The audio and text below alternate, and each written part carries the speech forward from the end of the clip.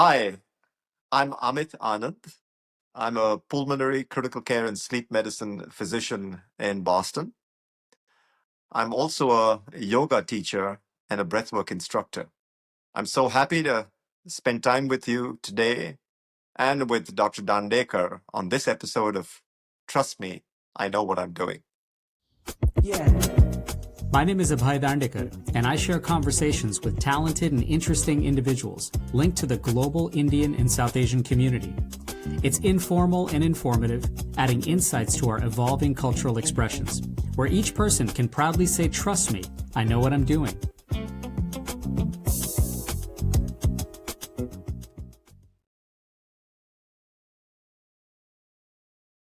Welcome, everybody, to this episode of this very special spotlight episode of Trust Me, I Know What I'm Doing.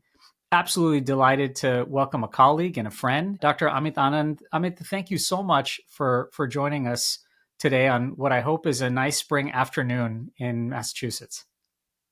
Thank you, Abhay. It's a pleasure to be here. I wish it was sunny and springy. There's a lot of rain and moisture on the ground, but it's probably happening tomorrow. But so happy to be with you.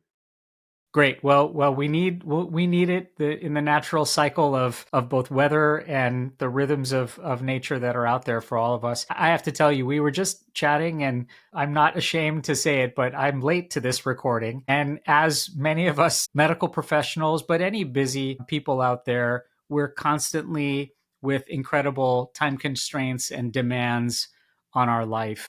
For so many people out there, they're going through very similar time constraints and juggling so many things at a time. Why do we all tend to be so unaware of our own breathing, particularly in the backdrop of what we both do as a profession? And then on top of that, kind of just the ongoings of life in 2025. I've asked myself that same question ever since I enrolled in medical school, and more importantly, since I trained as a fellow in pulmonary disease. Yeah. It's the first thing we do when we are born into this world. It's the last thing we will do when we leave. And between that first cry and that last gasp, it's a natural rhythm. It's a natural act that all of us are blessed to have. Unfortunately, for some of us, who are destined to struggle with our breathing, that's when we ask these questions in spades. How do I breathe? How do I get better? How do I learn to breathe? And as medical students, I'm sure you probably asked yourself this also. I mean, we've learned how to deal with chest pain. We learn how to deal with dyspepsia. We learn how to deal with back pain. We don't really understand the language of breath, of dyspnea, of shortness of breath, as we do some of the other symptoms. And more importantly, we were never taught in medical school how to teach our patients to breathe just by virtue of the fact that it's just happening. Yeah, no, I mean, you're right. So we're not necessarily aware of this, and yet there's so many forces that are keeping us unaware of these things. And you're bringing up a really good point when it comes to approaching problems, and we don't necessarily have a great awareness and cognizance of what in fact is our natural driver all the time. And especially in your career and with the patients and people that you work with, what do you find are the ingredients as to like how this comes about in the first place? I think most people, I'm a pulmonologist, so I see a lot of patients with pulmonary disease and with sleep related issues. Breathing sits at the interface of a lot of what I do in the clinical realm. So they're coming to me, with shortness of breath issues, and that's forefront in my awareness and my consciousness because it's forefront in theirs. And when you start to sort of understand as to, what it is that drives their symptoms, then you're kind of left with the real problem over here is that, yes, I can fix you with drugs, I can fix you with CPAP machines, I can fix you with inhalers, but I can't fix you with the basic wherewithal of teaching you how to use your breath as an instrument to really harmonize your physiology, to actually modify it for the better. And that's where I've kind of gotten back to my own roots growing up in India, to sort of embrace some of those traditions of breathwork, and now incorporating those personally in my own life and certainly for the help of my patients. But when you hear that, when you actually share this with patients, when you share this exact same ethos that you just shared just now, whether with friends and anybody who's willing to listen for that matter, when you do share that, do you naturally feel that there's a switch that has to go off for people to recognize that basic fact of breathing is happening all the time. We're doing it as we speak, literally, right? And yet it's not, it is that one simple thing that we take for granted and yet could be at the root of so many solutions to the things that we go through in health and otherwise. So what's it like when you start seeing that kind of switch come across, or that aha moment come about for the people that you work with? No, it's extremely rewarding. When I start to share some of this knowledge, some of this teaching with them, and I sort of literally give it back to them in terms of, you just need to stop what you're doing, stop listening to even me as your physician, listen to yourself as your own teacher, as your own instrument, if you will, Yeah. to pay attention to what's happening inside of you. And in the very process of just listening and observing, there's a slowing. And when they start to slow their breath down, they start to become much more aware of the nuances of the struggle within. They sometimes tend to have a little more clarity in terms of what's driving Mm. their symptom process. And that's when I start to kind of dive in a little deeper. But it's so rewarding because most of them, especially when I see them in clinic, have gone through the gamut of therapy, and they're coming to me, as, hey, what can I do to help me get better and stay well? It's interesting you use that word, sort of like, you once you start becoming a lot more cognizant of it, things slow down and you're conscious of it and you're much more aware, but in a way that actually extends out maybe your thinking process. And yet again, in 2025, we are just not in a set of structures that really prioritizes perhaps that slowness. So, how do you help people really become more conscious of that stillness, that slowness, that awareness, and becoming a lot more breathing conscious in their daily lives when there's so many forces working against that? I think the first thing that I do is to actually make them aware of what's driving their state of storm, if you will. Mm, We all live in hyper fast, hyper distracted environments where we're being constantly bombarded, from the outside. Our attention span, unfortunately, as a species, has gotten shorter and shorter and shorter. And we see this with our children all the time. yeah, They're on yeah. social media and gadgets. You bring them to the awareness of, let's just have a conversation. Let's just put things down. Let's just face each other in the eye and talk. And that in and of itself is sometimes a challenge, for some of my patients. When they're able to settle and engage, face to face, then it's much easier to kind of tell them, okay, now let's actually focus on what it is that's driving your visit today. Your dis-ease of breath that manifests as asthma or COPD or what have you. And in that little moving from the outside to moving within, it becomes an aha for them. All Mm. right, I can focus on my breath. I can slow my breath. I can modify my posture. I can make it happen as much as I'm letting it happen. Do you find that, because you mentioned the word using yourself as almost a vehicle or an instrument here, and do you find that while it's important for you to be self aware and use your own mechanisms of breathing as the instrument, do you find that people really need support through peers, support through others, support through coaches to get to that point in the first place, especially if they are so distracted and so perhaps unaware of their own breathing? Most definitely, Abhay. All of us, when we're starting to learn something new, we need a guide, we need a path, we need a book, we need a podcast, maybe. Yeah. And once you have the right teacher, and sometimes you have to go through many to realize the one. And in that moment, then it becomes all right. This is what I need to do. This is who I need to engage. This is what I need to do for myself. and these are the people I need to share this with. So, it's a one-on-one instruction in the beginning, leading to commune or community, of breathers, if you will. And then once you sort of engage them in that learning, and once they've learned these steps, then they become their own, sort of resource pool, if you will. Yeah. Yeah. They're learning from each other, asking each other, researching for each other, and teaching each other.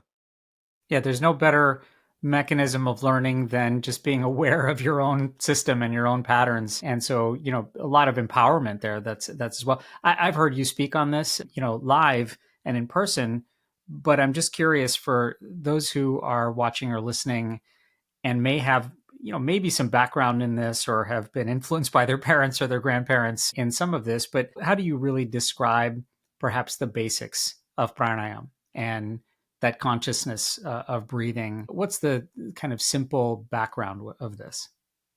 Well, I mean, so pranayama is one aspect of the Ashtanga yoga tradition of India. It emphasizes using breathing as the catalyst to manipulating or extending that element of you that is vital energy.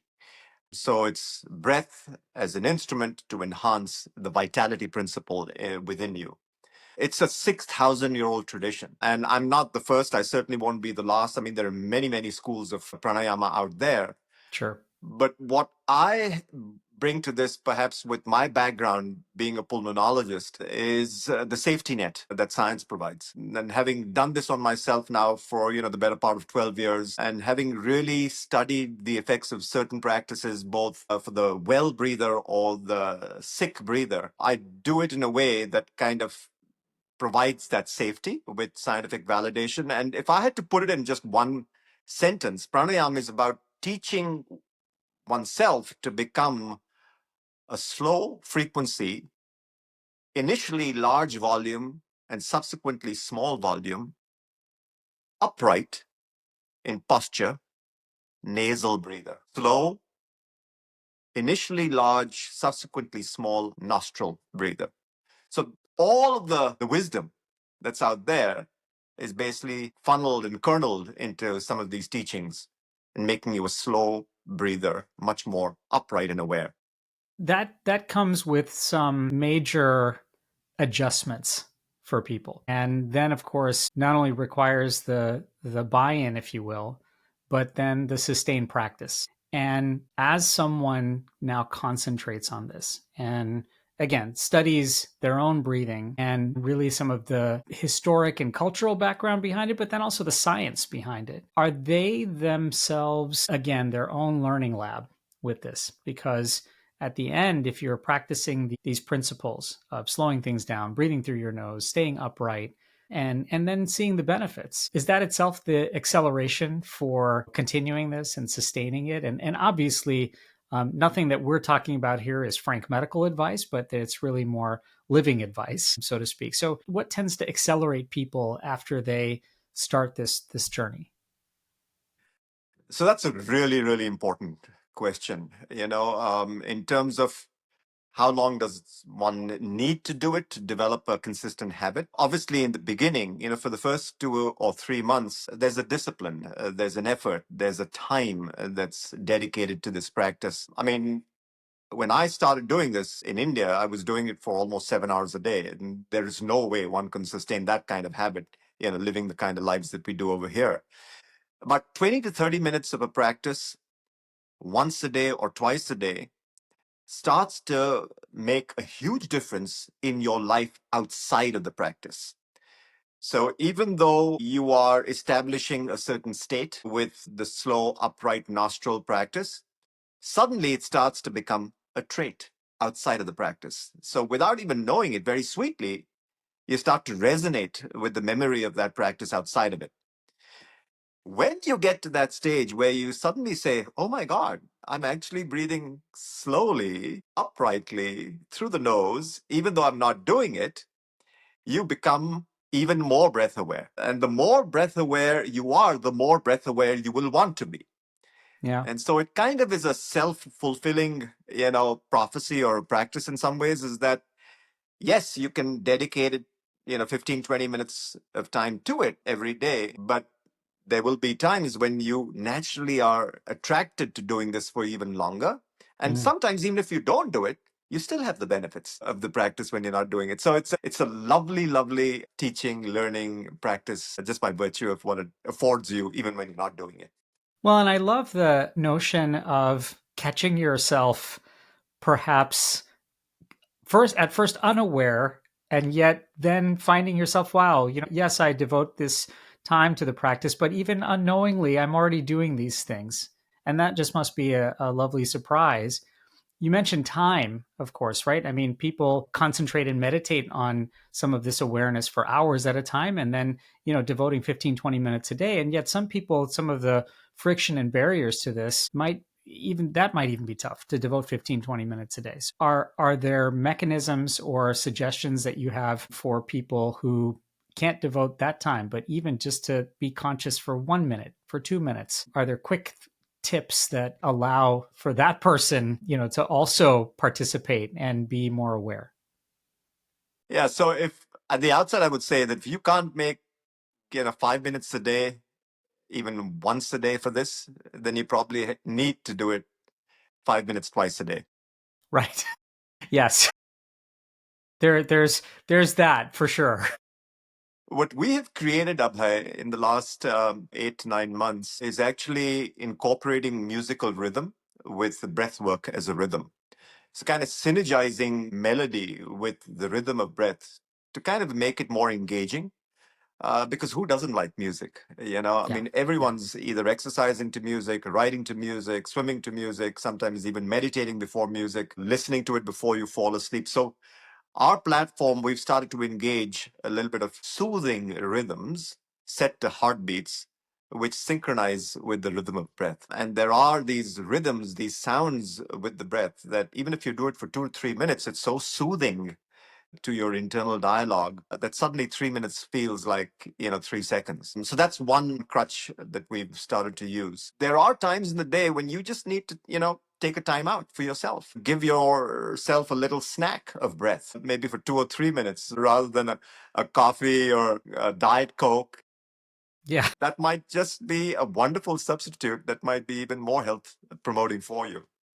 I love that concept of having a, kind of breath snack, if you will. That's a great way to put that. And coming back to the this concept, because when we first met, this was something that you were doing as a shared demo of sound meditation and ujjayi breathing. Some of these things, of course, are so interwoven into pranayama and yoga, but particularly some of the work you're doing with musician and executive Clint Baladaris. Maybe you can share a sentence or two about how the entire kind of breathonance, phenomenon at least took shape for you.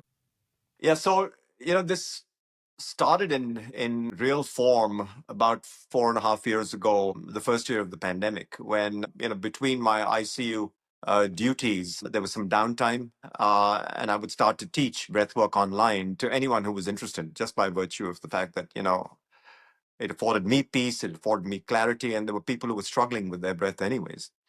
And Clint happened to be on one of those courses. And he's at the Berklee College of Music in Boston. We sort of met many years ago, and then through serendipity, it was online again. And I was teaching, to the metronome that most people use, for breathing. And he suddenly said, why can't music be your metronome? And I said, that was an aha That's moment right. also, why Yeah. not? Yeah. And he started to create these rhythms, set to heartbeat, very soothing, that reminded you of certain memories, when you were younger, that were very warm, to the experience of the particular breath practice. And then we started to play this online for the other participants, and it was like, give me more, give me Yeah. more. Yeah. That's when it was born in terms of the concept of synergizing these two therapies, if you will, music as therapy, breath as therapy, to maximize their power exponentially. And I know there's a lot of science, and there's a rich tradition of kind of sound meditation and how sound interfaces physiologically, for us, and provides a very therapeutic environment for health and wellness. I want to come back to one concept out of all of this. I mean, you're someone who has had, speaking of rich tradition, I mean, you're someone who has been very, very much entrenched and had a front row seat to the basics of academic medicine and pulmonary practice now, coming from both training in India and, of course, practice and learning and training here at some of the world's best institutions. Sometimes, of course, Western medicine practice tends to sort of dominate in the minds of so many. And as physicians in this style of practice, did you have to, in some ways, kind of unlearn or reframe some elements of your thinking in order to integrate and weave yoga and pranayama and breathonance into your own medical practice? And perhaps not unlearn, but maybe even relearn some things so that this can, no pun intended, harmonize very well. Yeah, absolutely true. I mean, there was not really an unlearning. There was really a yearning, if you will, Mm, within me of yeah. trying to bring these two aspects of healing together. What I had learned even in India in the Western paradigm, I had credential over here in Boston in the academic setting. But then there was this wisdom aspect of me, that was all around me, now practicing as a student, that I wanted to share with my patients, number one, who are really very receptive, with the complementary integrative approach to medicine, really sort of spearheaded now over the past few years. But even my colleagues, and I was surprised by that. A lot of us in medicine, we don't know any better. It's just by function of the way we are trained. If we were exposed to some of these traditions, some of these learnings earlier on in our medical curriculum, I am sure it would inform the way we practice.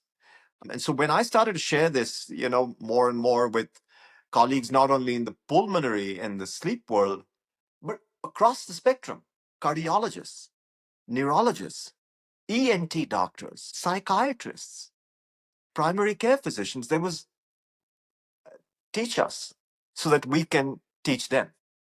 Yeah. So it was very heartwarming to know that we've actually all been closet yogis, if you will. It's now we're just coming out. Yeah, it's great to, think of all of us as sort of closet yogis, and but on top of that, I think finding ways to apply this at the bedside as practitioners, but then also as humans. We've already hinted at this, but there's so many barriers, right? To this, whether it's time, it's effort, it's energy, it's motivation, and then even frank skepticism about practices like this, because they require patience, they require slowness, they require to some degree an element of buy-in. How do you not only just maybe combat this, but especially in an age where trust in medicine and science is a precious commodity, how do you cultivate that trust in a practice and a science that is thousands and thousands of years old, that is not simply being amplified by one or two people here? I'm heartened by the fact that there is a lot of research that has happened over the last 5 years on breath. There is still a lot of interest on this topic, not only in the West Coast, but also in the corridors of academia on the East Coast. I'm actually collaborating at this point in time with three people at Harvard looking at breath as a tool for helping patients with insomnia, spinal cord injury, interstitial lung disease. Mm, I mean, yeah. where? I mean, they don't seem to connect at all, but there is interest. So I'm hopeful that the research will validate some of this so that it becomes more mainstream, especially for the people who accept science as a means of helping themselves. Right. And another means of cultivating that trust. Trust. Yeah. And for those who don't, well, you have to meet them where they are and really understand their skepticism, understand their fears. And I think breathwork has also taught me to be a little more intuitive and a little more compassionate with respect to not just shutting down the conversation, not just closing the door for someone who's a skeptic. They, at some point in time, also want to help themselves. It's just that we need to have common dialogue in terms of how do we regain that trust and how do we speak their language. And let me, make the balance measure of that too. There are those who practice and are certainly aware and reap the benefits of maybe some of the pranayam tools and yoga practice, and even incorporate breathonance into their work, but yet they also do so blindly, and they may not have any kind of understanding of perhaps the science and the data and clinical trials and that which you may have expertise to. So how do you also modulate those folks who definitely are already incorporating this in their practice, but perhaps could benefit from some of the education that is the expertise that you're bringing as well? Yes, I mean, the way we teach this is with the struts of science. We reference a lot of this. In fact, on Breathonance, every lesson plan has at its end a capsule that speaks to the science. So if you're going to learn pranayama from us, unfortunately, you're going to have to learn the science also. You may Right. close Yeah. that capsule, Yeah. and that's totally fine. Yeah. And if you're doing it for wellness, if you're doing it for spiritual intent, all the power to you. But the way we teach it, you will always have that tool, if you will, as a resource. And then it's kind of just, helping them understand that, when you do this practice, there are certain restraints um, to the methodology. You never take it to the extreme. You're always doing it to the edge, but with control, because that's the Yeah. yama of pranayama. Yep. So as to maintain that safety net for your own self. And that's again the difference between breathwork taught in other traditions and the way I see it and the way I teach it, is that you have to be literally the master of your breath, of your practice. Yeah. And so important to recognize really basic and important concepts like control and balance and limits and guardrails with the excitement and opportunity that's there to help so much, not just in our physical health but our mental health as well. Let me get you out of here on this one, because I think it's always so interesting how people have taken their own experiences, integrated such great knowledge and materials here, but also are continuing on their own journey. So I'm curious about your own perhaps surprises and lessons that you've learned, mostly about yourself in this journey of medicine and pranayam and yoga and sound and meditation. What are some of the surprises, perhaps, that you've learned about yourself along the way?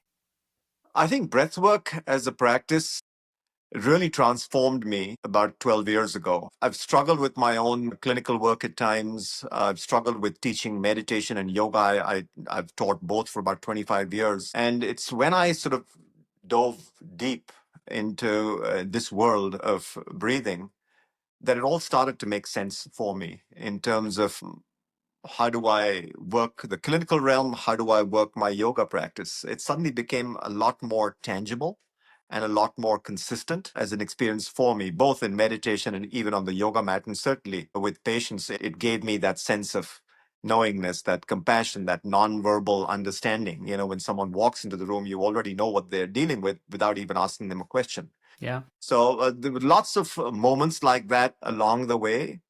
And then, with COVID, it was the biggest aha moment for me as an ICU doc, when we were all sort of grappling with asphyxiation at some level, whether it was physically, whether it was emotionally, whether it was intellectually. And that's when I said, you know what, rather than using this as a crutch only in my bad times, in my sick times, in my crisis moments, I'm just going to make this the work of my day.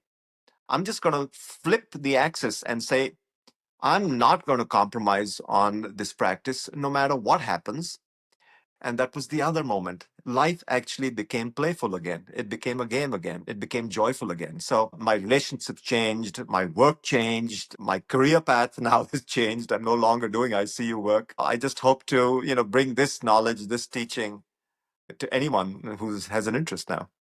I know that lots of people who are rediscovering or maintaining their relationship with their own breathing are finding all of this beneficial, liberating, empowering, and hopefully coming to many of those surprising aha moments that you have yourself. Amit, thank you so much for joining us for a little bit here. I know we're going to be driving and certainly steering people to all of your work, but we wish you all the best. And thanks so much for taking some time today. Abhay, it's my pleasure. Great spending time with you. You're listening to Trust Me, I Know What I'm Doing. Stay tuned.